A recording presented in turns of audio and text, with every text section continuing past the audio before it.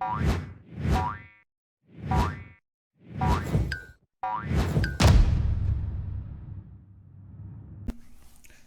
and welcome back to Frogboy X1 Gaming. I'm Andrew and today we're going to be talking about PlayStation in general terms. So, if you like this content, don't forget to like and subscribe and let's get started with this. So, here's my thoughts. PlayStation, I really kind of believe that they are possibly, maybe they're trying to give it away to Xbox, because putting out things like Horizon Forbidden West and then Gran Turismo 7, turning it into a...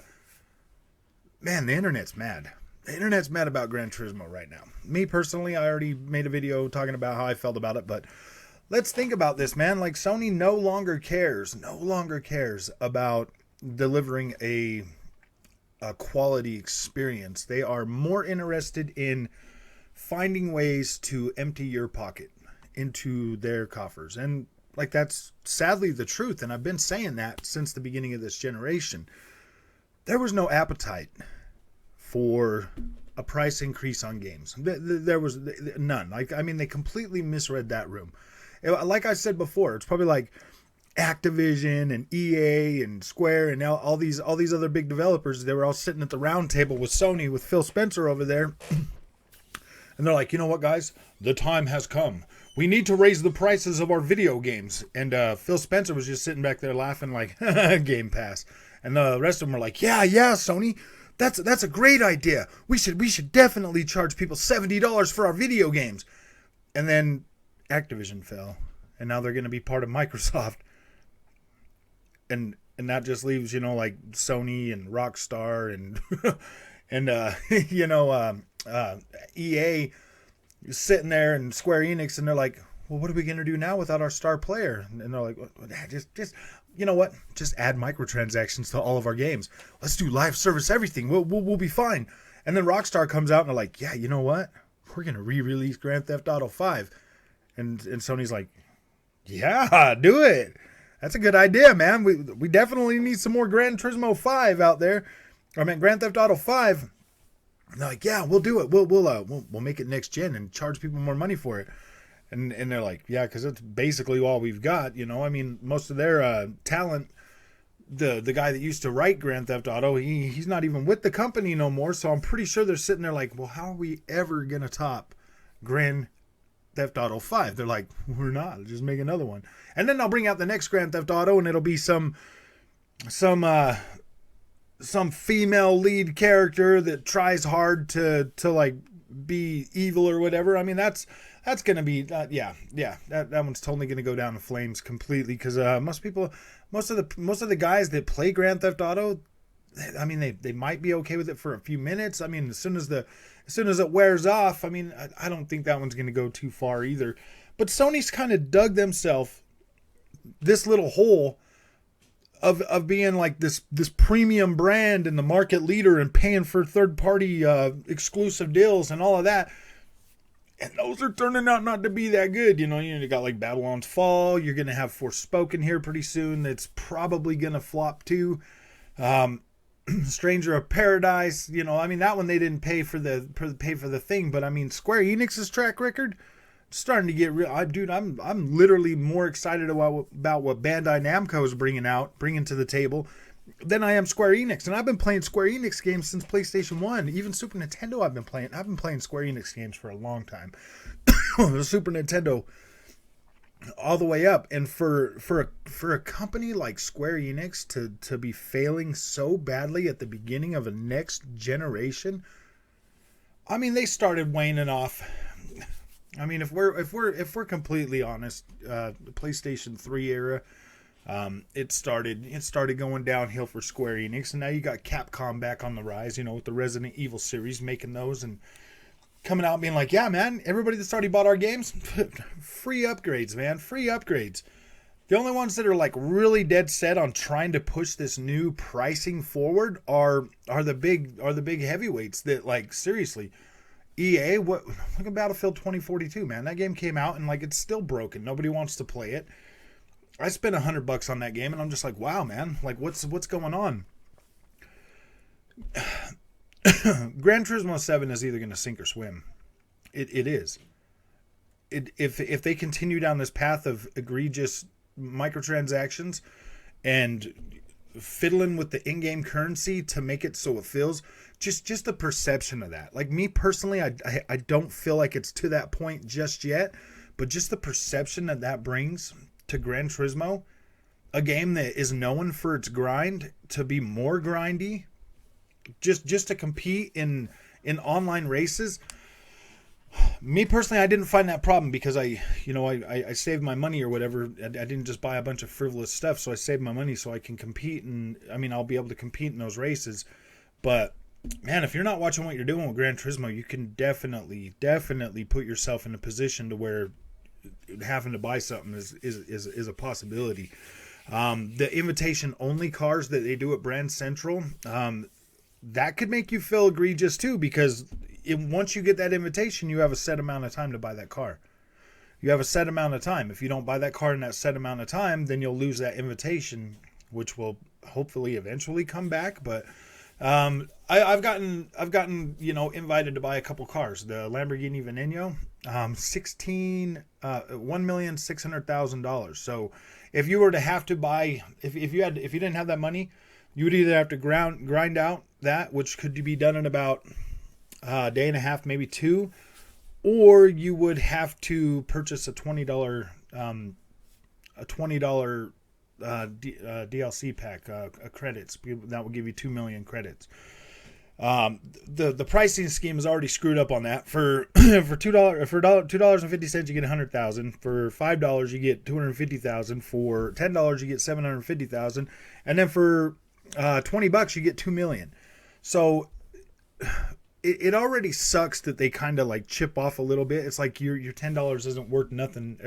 Your $10 is only worth 3/4 of what your $20 bill is, and it's like, are you serious, man? Like, why not just make it an even thing across the board? Like, why try to cheat people out of a little bit of credits that's free for you to give? I mean, literally free for you to give, versus giving people actually what they pay for. Now, that part of the thing, that's why me personally, I don't care about microtransactions, especially when it comes to like buying credits to buy stuff.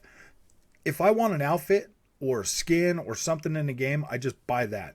I don't play around with buying credits to do anything, because that is such a ripoff. And I'm not going to sit and throw $20 bills at Gran Turismo, a $70 game that I already paid $70 for. I'm not going to throw that money at that game to bolster Sony's pockets. It's already bad enough that they up the price to $70 for PlayStation 4 games. This is kind of ridiculous, Sony. I really wish you would pull your head out of your butt, because the internet's not going to treat you kindly. They're not. And Microsoft is going to dominate all over this generation with Game Pass. And as soon as they're firing on all cylinders and dropping games every quarter, we're going to see. We're going to see. Like, me personally, I think Starfield is going to mop the floor with anything Sony drops this year, easily. Okay, let's put it this way. Horizon Zero Dawn. I played that game for 45 hours. It took me like right around 40 something hours to completely complete that game. To get through like all the story and do all of that. Forbidden West took me 24 hours to get through. 24. And it felt like a smaller, shorter game. The story felt smaller and shorter. There was more awe and wonder in the first game than there was in the second game. Like, it just wasn't completely there for me. Horizon Zero Dawn was one of my favorite PlayStation first-party games last year. I think it was actually my favorite first-party new IP from PlayStation 4 last generation. For them to carry that forward into like, the game was shorter. It literally felt shorter. I had no desire to really run around and explore as much. I didn't really care for any of the side. I played a couple side quests in the beginning of it, and I just thought, yep, these are definitely not for me. I don't care about them. Somebody had tried to compare Horizon Zero or Forbidden West to Witcher 3, like my second favorite all-time game, and I was like, wow, this is nothing like The Witcher 3. Like, nothing like The Witcher 3. Like, you can literally play The Witcher 3 over and over and over again, and continuously get what feels like new story, like a new story content, talking to different NPCs, just doing things that you didn't do, because you're not going to remember everything you did, and you could play that game for hours and hours and get lost in its world.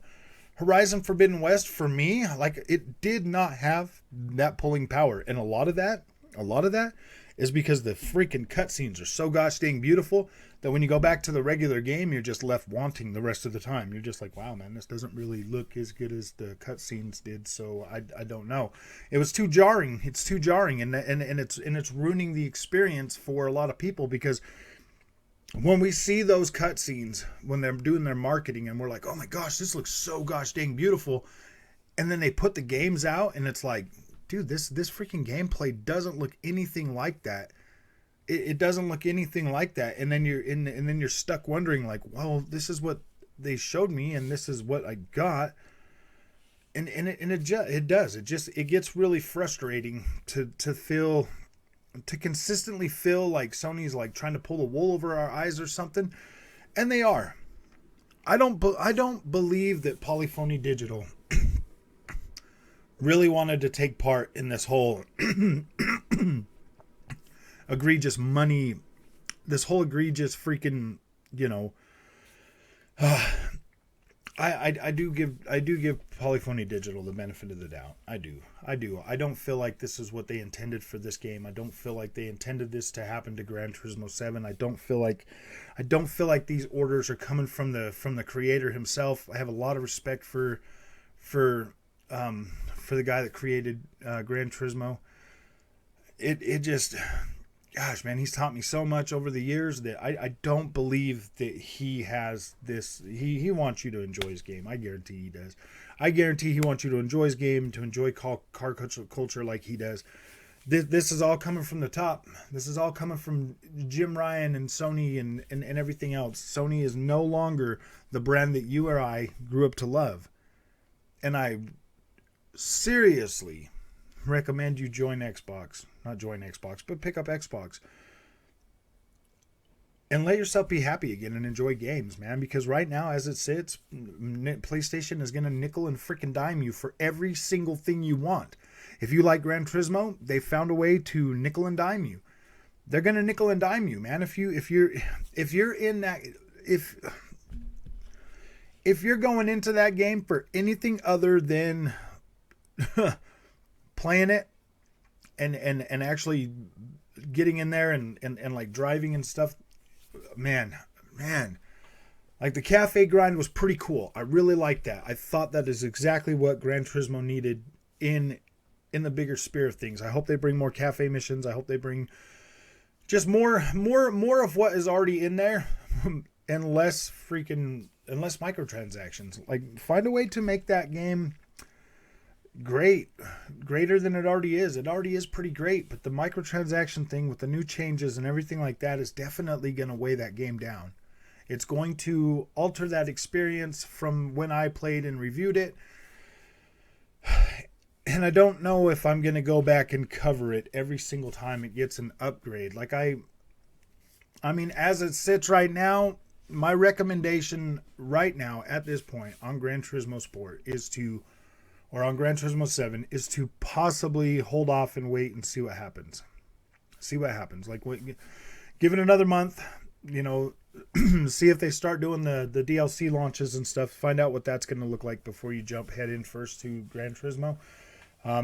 As it sits right now, it will deliver a pretty decent, experience, one that fully captivated me and helped and was completely fun for me. But going forward, I do not know how that game is going to turn out, and I'm not going to go back every time it gets an update and like reiterate anything on it. This is close enough to my review to where it's like, okay, it doesn't necessarily change my review, but it does add to the, man, this Sony thing is getting out of control. Like, this is getting out of control. I've been warning you that $10 upgrade fees are ridiculous. I've been telling you the $70 price point. I've yet to find a game that's worth $70 from Sony first party to actually be like, oh yeah, that's worth $70. I feel good about it. And it's not that I'm not really, I really am not just a Sony hater. You know, I'm not really, this isn't a Sony hate channel. It's a gaming channel. But what they're doing and what they're doing to the customer base and the loyal fans is ridiculous, man. I bought these games a long time ago.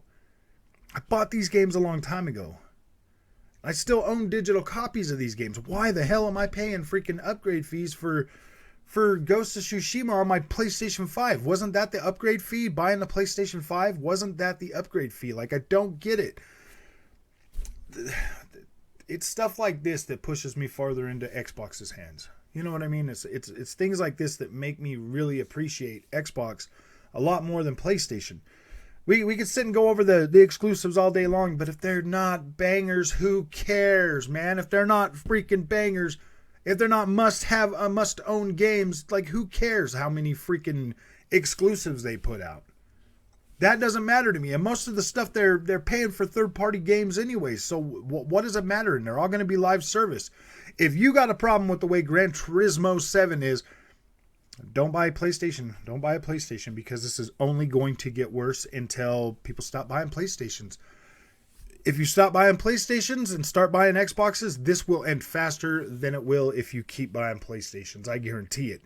I guarantee it. If you keep buying PlayStation 5 consoles, you are going to enforce that you don't care about, like, that you want to buy skins for your characters, that you want to spend money in games like a cell phone. You're gonna completely cement that you, hey man, this is where I want to go. This is exactly the experience I want. PlayStation, give me more. I want those live service games that are really freaking heavily monetized. Like, this is what I want. Let's do it. Give me that. And yes, I want to pay $70 up front for that experience, and then have to put a credit card in there. They might as well just make every PlayStation 5 game like Final Fantasy 14 and charge you a $15 a month. $15 a month to play that game. So that's what you're going. That's what you're going for. That's what you're going for. If you continue to keep buying PlayStation consoles, is you are going to completely reinforce that thought that Sony has right now. That, oh yeah, we're so great. Look at this, guys, man. These guys will pay us $70 for free to play games and stuff like that. Like, that's where it's going to go. That's where it's going to go.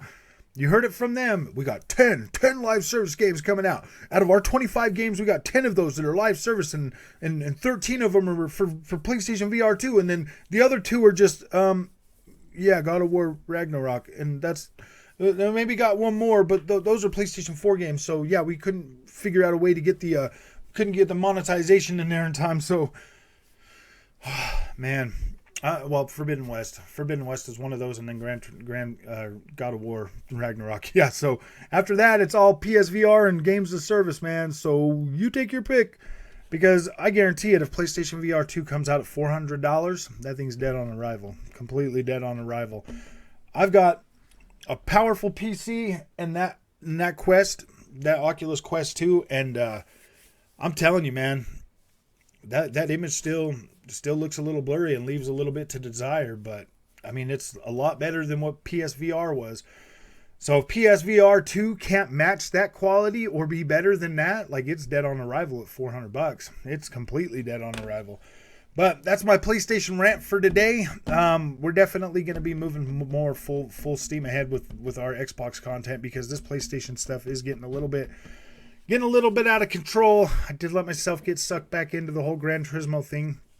I'm not going to bash it, just out of respect for Gran Turismo. I'm not going to bash Gran Turismo, but everything else is fair game. And I do sympathize with those of you that did buy Gran Turismo 7 and are completely just unhappy with it the way it is.